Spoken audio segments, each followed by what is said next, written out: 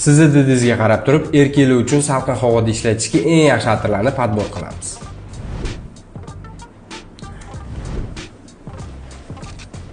Bunisi hol.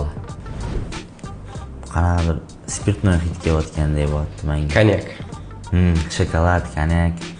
Ya, men unaqa narsalardan o'z odaman. Malibudan tushib yotgandek bo'lyapti. Yo, meni boshimni ortib qo'ygan bo'lar, lekin jiddiy hid ekan. Men unaqa jiddiy emasman, balkim o'shanga men tanlamadim buni. Voy. Zo'r hid, jiddiy hid, lekin menimcha mudolatish jiddiy akalar tepadi buni. Men sepa olmayman buni. Hozircha shu. Sal qiyin bo'lyapti bunga ta'rif berish. Jiddiy, puli bor, lekin skromni yurib qo'yadigan, nima deyotganini biladigan akalar hidi.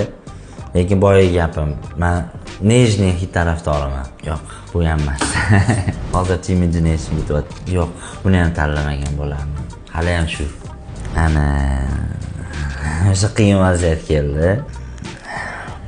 Yana suyu bola bo'ladi-ya. Yuzda tabassum bor. Sekin borib nomeringiz nechi, tanishsak bo'ladi. Endi inson baribir atir o'zidan yaxshi taassurot qoldirishni sevadi-yu. Juda ham zo'r taassurot qoldiradi deb o'ylayman. Mana shu atir qola qolsin. Menga yo'q. Livinside, Louis Vuitton ambasador qilib qo'ysanglar bo'lar ekan.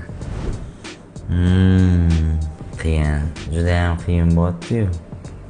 Bu atir otimi? Out for Greatness. Qaysi biri zo'r? Livinside o'z anchadan beri ishlataman, hech qatda uyaltirmagan, haqiqatda juda ham yaxshi odziv qoldirgan har doim. Mana yengillik qilaylik, shu out for qola qolsin. Yo'q.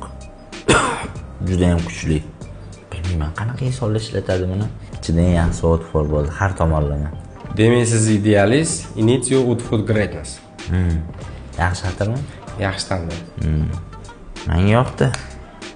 Men shaxsan o'zimni didimdan kelib chiqib, shu atirni tavsiya qilgan bo'lardim.